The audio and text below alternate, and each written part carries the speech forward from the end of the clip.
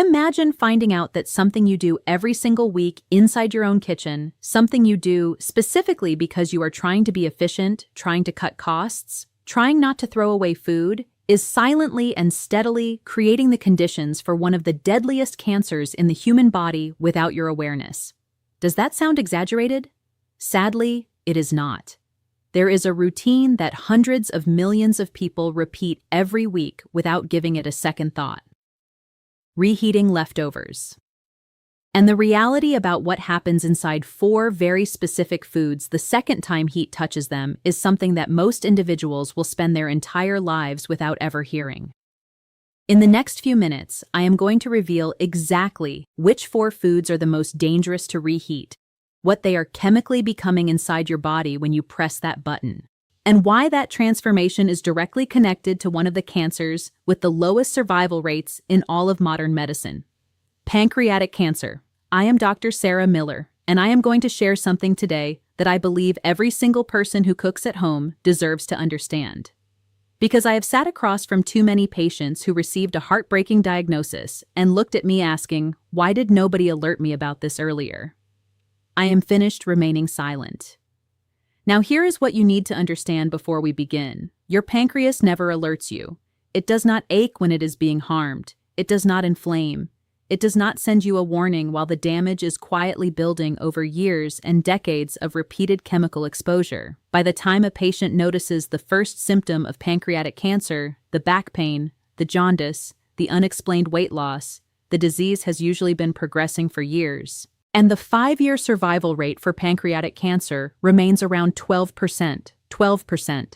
That is not a disease that gives you another opportunity once it reveals itself. It is a disease where prevention is not only the best strategy, it is the only strategy that consistently proves effective. And some of what supports that prevention is sitting inside your refrigerator right now, waiting to be reheated for tomorrow's lunch. Before I guide you through the 4 foods, I need to explain what is truly happening at the chemical level when food is reheated. Because without that foundation, this will sound like fear-mongering instead of the biochemistry it actually represents. When certain foods are cooked the first time, natural chemical reactions take place.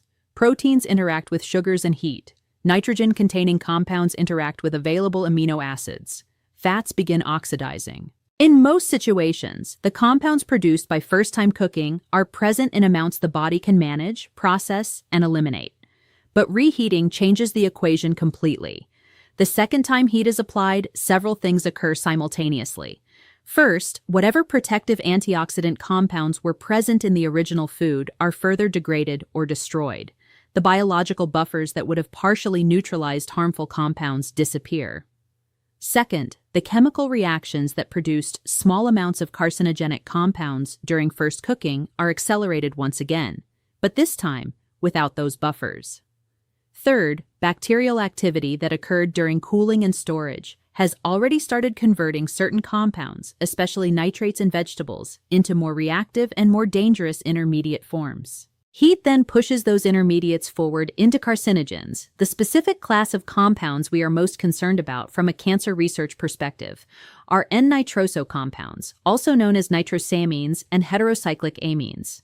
Both have been classified by the International Agency for Research on Cancer as probable human carcinogens. Animal studies have provided strong evidence for the carcinogenicity of N-nitroso compounds across multiple organs, specifically including the pancreas. Research published in peer-reviewed journals has identified dietary N-nitroso compounds as one of the pathways through which repeated exposure contributes to pancreatic cancer risk. This is not speculative. This is documented in the scientific literature, and it connects directly to the foods I am about to mention. Food 1. Processed meat, specifically reheated processed meat. This is the one that most people think they understand and actually do not. Hot dogs, sausages, bacon, ham, deli cuts, canned meat, any meat that has been cured, smoked, preserved, or processed using nitrates and nitrites as preservatives. These foods already contain a meaningful concentration of N-nitroso compounds simply from the way they are manufactured. The nitrites used as preservatives react with the amines naturally present in meat protein during processing, producing nitrosamines before the food ever reaches your kitchen. When you reheat these foods, you are not starting with a clean chemical slate. You are applying heat to a food that already contains documented carcinogens, and heat accelerates nitrosamine formation. The higher the temperature and the longer the exposure, the more the reaction compounds. Frying or microwaving processed meat at high heat produces a significantly higher concentration of nitrosamines than the original food contained. Research examining this specific mechanism, dietary N-nitroso compounds, and pancreatic cancer risk, found that high dietary intake of these compounds was associated with elevated pancreatic cancer risk. Studies examining red and processed meat consumption have proposed several mechanisms linking them to pancreatic cancer with heterocyclic amines, polycyclic aromatic hydrocarbons, and N-nitroso compounds produced by cooking at high temperatures identified as key mutagens. The practical reality is this: processed meats contain their own built-in carcinogenic precursors. Cooking them once is already a chemical event. Reheating them at high temperatures is adding fuel to a reaction that should never have been encouraged in the first place. If you are going to eat these foods, and I am not telling you to never eat them once. Fresh, prepared once, and never microwave them on high. Food 2. Spinach and other nitrate-rich leafy greens. This one surprises people the most. They reach for spinach precisely because it is healthy. They add it to everything precisely because the nutrition advice they have received for decades has been correct. Spinach is genuinely rich in iron, folate, vitamins, and antioxidants. And then they reheat the leftover spinach from dinner and undo a meaningful portion of that nutritional benefit while simultaneously triggering the very chemical pathway they were trying to avoid. Here is what happens. Spinach contains naturally occurring nitrates, compounds that in fresh spinach are entirely benign and even beneficial for blood pressure and cardiovascular function. When spinach is cooked and then allowed to cool and sit, even in the refrigerator, bacterial activity and enzymatic reactions within the cooked vegetable begin converting those nitrates into nitrites. This conversion happens continuously during storage. The longer the cooked spinach sits, the more nitrite it contains. When you reheat it, two things happen. 2. The heat drives further nitrite formation, and the heat also drives a reaction between those nitrites and the amino acids present in the spinach, producing nitrosamines. A study published in the journal Foods specifically warned against storing boiled spinach for more than 12 hours at room temperature, precisely because of this direct nitrate to nitrosamine conversion pathway. The same applies to other high nitrate vegetables: celery, beetroot, kale, and carrots. Celery in particular contains extremely high concentrations of nitrates. When celery is cooked into soups and stews and then reheated repeatedly, as happens constantly in home cooking, each reheating cycle drives the nitrate to nitrite to nitrosamine conversion further. The World Health Organization's International Agency for Research on Cancer confirmed that nitrosamines in food are established carcinogens linked to gastrointestinal and pancreatic cancers. The irony is precise. The vegetable you are reheating specifically because it is healthy is chemically transforming into something that works against the very protection it was supposed to provide. The safest approach is straightforward. Cook spinach and leafy greens fresh in the quantity you will eat immediately. If you have leftover cooked spinach, eat it cold in a salad the next day rather than reheating it. Cold does not drive the nitrosamine forming reaction. Heat does. If you have made it this far, you are clearly invested in this. You want to see what comes next. But most viewers enjoy this content and scroll away without subscribing, and then they miss everything that follows. If this video means something to you, if knowing these 4 foods changes how you cook this week, tap subscribe. It takes 1 second. If not, you will probably forget this channel exists and miss a lot of important conversations ahead. Now, let us continue because the third food is the one most people already suspect is dangerous, but for the wrong reason entirely. Food 3. Cooking oils, specifically reheating oils that have already been heated once. Most people understand vaguely that oil reuse is not ideal. What most people do not understand is the specific chemistry of why and how that chemistry connects to cancer risk. When a cooking oil, particularly a polyunsaturated oil like sunflower, corn, soybean, or canola, is heated to cooking temperature, a process called lipid peroxidation begins. The double bonds in polyunsaturated fatty acids react with oxygen and heat to produce a cascade of oxidized compounds, aldehydes, particularly acrolein and 4-hydroxynonenal, polycyclic aromatic hydrocarbons, and acrylamide in the presence of starchy foods. These compounds are genotoxic, meaning they cause direct damage to DNA. When that oil is reheated, or when food fried or cooked in that oil is reheated, the oxidation process continues from where it left off. Each additional exposure to heat compounds the damage. The smoke point, the temperature at which an oil begins to visibly break down, lowers with each use, meaning the oil reaches its toxic breakdown threshold faster and at lower temperatures with each reheating cycle. The concentration of aldehydes and PAHs increases with each heating. The International Agency for Research on Cancer has classified several of the primary compounds produced by repeated oil heating, including acrylamide and polycyclic aromatic hydrocarbons, as probable human carcinogens. Research examining the formation of heterocyclic amines, PAHs, and acrylamide in cooked foods has found that temperature and cooking duration are the primary determinants of how much of these compounds are produced. Every time you reheat fried foods, fries, fried chicken, anything cooked in oil, you are applying additional heat to a food that was already sitting in oil that had undergone at least one prior oxidation cycle. The specific additional risk with reheating fried foods, rather than simply frying at high temperatures, is this. When fried food is reheated, particularly in a microwave, the surface temperature becomes uneven. Some areas of the food are scorched at very high temperatures, while others barely warm. The scorched areas produce the highest concentrations of all three classes of compounds, HCAs, PAHs, and acrylamide.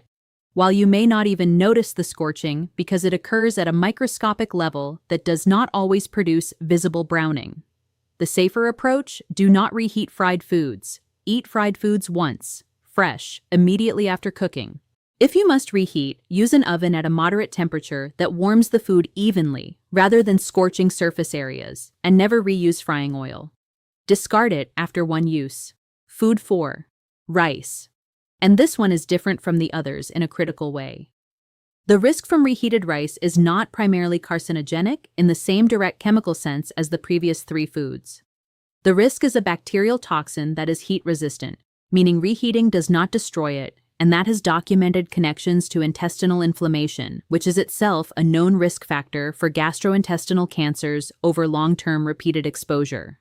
When cooked rice is left at room temperature, and research shows this happens routinely in households that cook rice in large batches, a bacterium called Bacillus cereus, whose spores survive the original boiling process and remain dormant in the cooked grain, begins to multiply. This bacterium produces 2 types of toxins. One causes vomiting within hours. The second causes diarrhea and is produced specifically during the storage phase rather than after reheating. The critical point that most people do not know is this. When you reheat the rice, you kill the bacteria, but the toxins they have already produced are heat-stable and heat-resistant. They survive full microwave reheating. They survive stovetop reheating. The bacteria are gone. The toxins remain in the food. In the short term, those toxins cause nausea, vomiting, abdominal cramping, and diarrhea. Unpleasant, but survivable. In the long term, and this is the connection most people never hear, repeated low-level exposure to bacterial toxins from improperly stored and reheated rice contributes to chronic intestinal inflammation. Chronic inflammation of the gastrointestinal tract is one of the most extensively documented pathways to gastrointestinal cancers. Every time the intestinal lining is irritated by heat-resistant bacterial toxins, the inflammatory response leaves microscopic damage. Over years and decades of weekly exposure, that accumulated damage creates the cellular environment in which cancer can develop. This is not hypothetical. The connection between chronic intestinal inflammation and gastrointestinal cancers is one of the most replicated findings in cancer epidemiology. The protocol for rice is specific and simple. After cooking, cool rice quickly, within 1 hour, and refrigerate it. The rapid cooling prevents the temperature from staying in the bacterial growth range long enough for significant toxin production. Store refrigerated for no more than 24 hours. When reheating, reheat once only.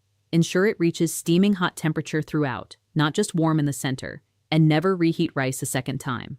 Cook rice in smaller quantities so there is less leftover. If you routinely cook rice in large batches to save time, change that habit. The time saved is not worth the cumulative risk of weekly bacterial toxin exposure across decades. Let me bring this together because I want you leaving this video with a clear, specific picture. Not anxiety, but information. 4 foods, 4 distinct mechanisms, 1 unifying principle. Reheated processed meats produce nitrosamines and nitroso compounds that research has specifically linked to pancreatic cancer development, and that the IARC classifies as probable human carcinogens. Reheated spinach and nitrate-rich leafy greens convert their naturally occurring nitrates into nitrites and then into nitrosamines through a heat-driven reaction that is completely preventable by simply eating them cold or cooking them fresh. Reheated cooking oils and fried foods produce an accumulating load of aldehydes, polycyclic aromatic hydrocarbons, and acrylamide, genotoxic compounds that damage DNA directly, with each additional heating cycle compounding the previous one. And improperly stored and reheated rice delivers heat-stable bacterial toxins that survive the microwave and accumulate as chronic intestinal inflammation over years of repeated exposure. None of this requires you to change your entire diet. None of this requires you to stop enjoying food. It requires 4 specific habit changes. Never reheat processed meats at high temperature. Eat cooked spinach and leafy greens cold the following day rather than reheating them. Discard used cooking oil and never reheat fried foods. Cool rice quickly, refrigerate within 1 hour, and reheat once only to a steaming hot temperature. That is the practical summary. Those 4 changes applied consistently to your weekly kitchen habits meaningfully reduce your exposure to the specific class of compounds that researchers and oncologists connect to the cancers with the lowest survival rates. Now tell me something in the comments. Which of these 4 foods surprised you the most? Because the answer I hear from people watching this almost always tells me exactly where the biggest gap in public health education is. And that shapes every video I make after this one. Your comment matters more than you know. If this video gave you something that will genuinely change how you cook this week, share it. Not for this channel, for the person in your life who reheats their leftover sausage every morning and has never once thought about the chemistry they are eating alongside it. That share may be the most useful thing you do for their health today. Subscribe for more honest conversations about what science actually says about the food choices that matter. Next time, we are going to cover the 5 breakfast foods that are routinely marketed as healthy and that the research increasingly suggests are doing the opposite, particularly for adults over 60. One final and important thing. Everything I have shared today is based on published biochemistry, food science research, and the documented work of international cancer research organizations. This is educational information, not personal medical advice for your situation. The connection between dietary carcinogens and cancer risk is well established in the research literature. But cancer is complex, and individual risk depends on many factors I do not know about you. If you have concerns about cancer risk or your diet, please have that conversation with your own physician who knows your history. I am Dr. Sarah Miller. Protect your health with the information your kitchen never came with. I will see you in the next one.